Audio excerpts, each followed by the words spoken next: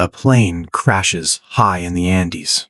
The survivors have no food, no winter gear, and no way to call for help. Days later, they hear something on a radio that changes everything. The search has been called off. They are officially dead, and the only way to survive is something no human should ever have to do. Flight 571 was supposed to be a brief, celebratory trip. A young Uruguayan rugby team was flying over the Andes to play an exhibition match in Chile. The twin-engine plane carried 45 people. It was filled with athletes, their friends, and family members. The mood in the cabin was loud and festive, but the Andes Mountains do not care about human joy. The pilots were flying through a heavy, blinding cloud cover, relying entirely on their instruments. They made a fatal navigational error. Assuming they had passed the high ridges of the mountain range, they began their descent. They angled down towards Santiago miles before it was safe. By the time the clouds finally broke, it was too late.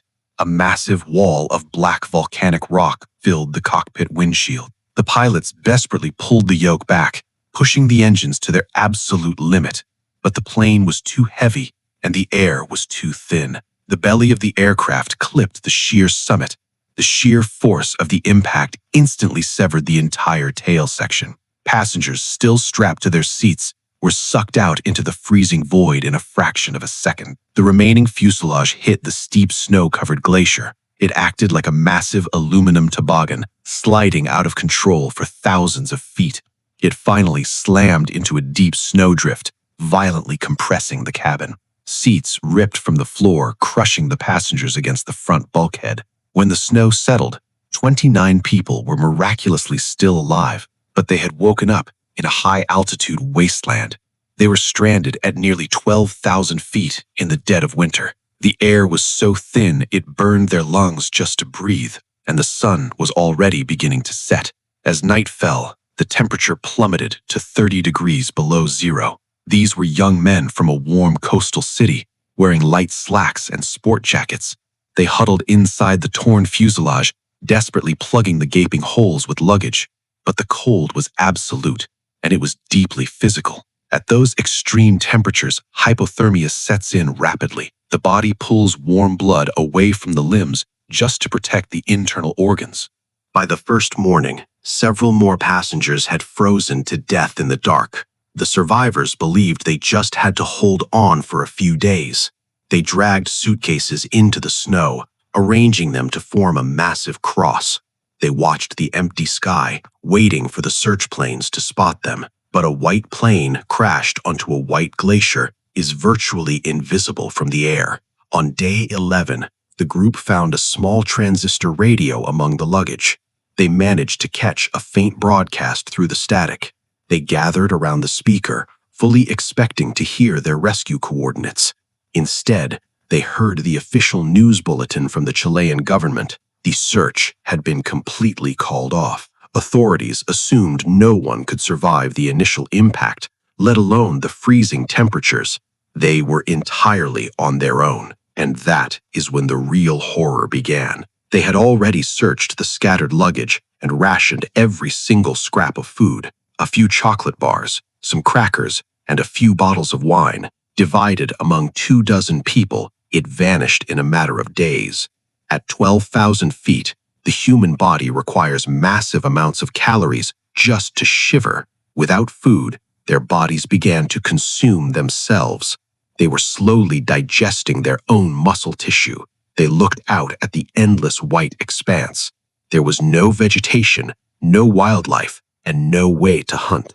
The only source of protein on the mountain was lying right outside the plane. It was the bodies of their friends.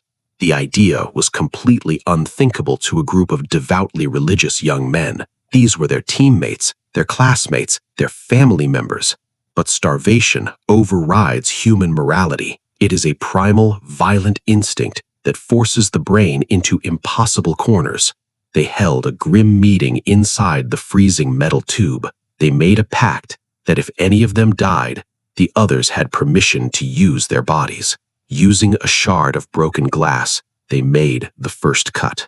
The meat was frozen solid. It saved their lives, but it permanently fractured their reality. The mountain, however, wasn't done breaking them. On the 17th day, a low rumble echoed down the glacier. An avalanche tore down the steep slope and buried the fuselage completely. The cabin filled with heavy packed snow in seconds. They were buried alive for 8 more people suffocated in the dark before the others could dig them out. They were trapped inside a frozen coffin for 3 entire days. Someone eventually used a metal pole to punch a small breathing hole through the roof. When they finally broke through the snow surface, the message was entirely clear. Waiting inside the plane was a guaranteed death sentence. If they wanted to live, someone had to walk out of the Andes. But the geography surrounding them was physically impossible to conquer. They were trapped in a deep glacial valley, surrounded by towering peaks. Nando Peraldo and Roberto Canessa volunteered to make the climb. Neither of them had any mountaineering experience. They had no ropes, no ice axes, and no cold weather gear.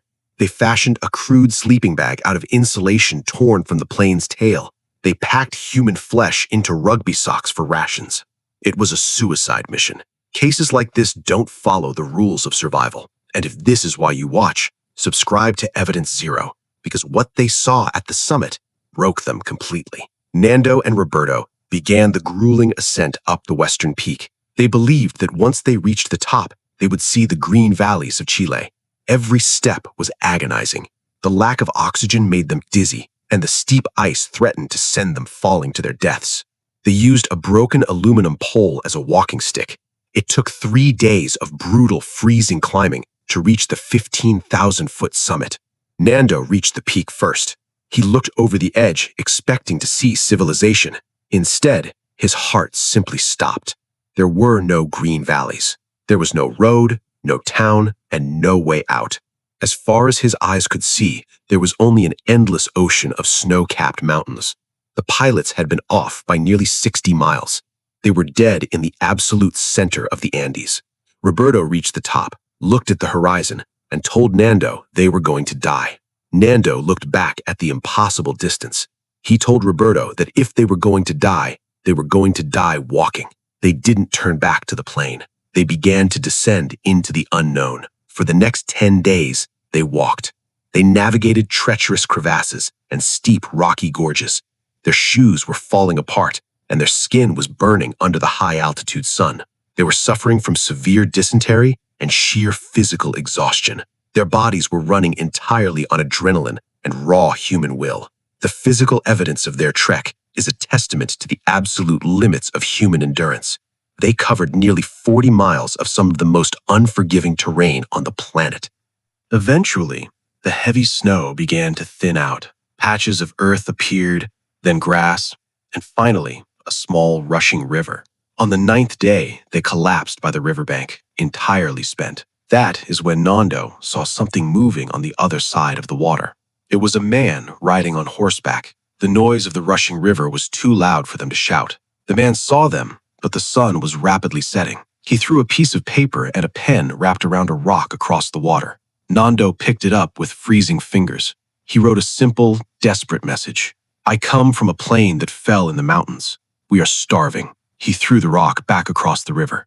The man read the note, nodded, and rode away to find help. The 72-day nightmare was finally over. The next day, military helicopters roared over the Andes. They followed Nando's directions back into the deadly valley. When the rescue choppers reached the wreckage, the pilots were stunned. The fuselage was a tiny speck of metal swallowed by the massive ice field. 14 more survivors were pulled from the wreckage. They were emaciated, heavily sunburnt, and deeply traumatized. The rescue shocked the entire world. Nobody could comprehend how 16 men survived over 2 months in that environment. When the truth about the cannibalism eventually came out, the public reaction was severe. But the survivors never apologized for what they did. They had made a terrible, sacred pact to bring each other home. The mountain forced them to abandon the rules of civilized society. Years later, expeditions returned to the crash site to document the evidence. They found the scattered remnants of Flight 571. They found the makeshift crosses. They found the scraps of fabric used to stay warm. They buried the remains of the dead beneath a pile of stones. They left a small iron cross to mark the exact spot. The mountain is silent again. The ice eventually covers all the scars, but the men who walked out are forever bound to the snow.